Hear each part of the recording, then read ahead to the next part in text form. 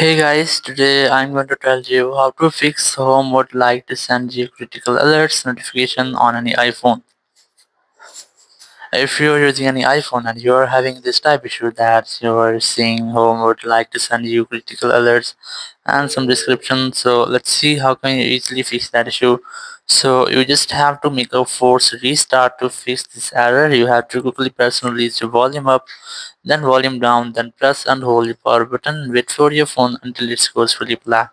So let's try this. You have to quickly press and release the volume up, then volume down, then press and hold the power button and wait for your phone until it goes fully black.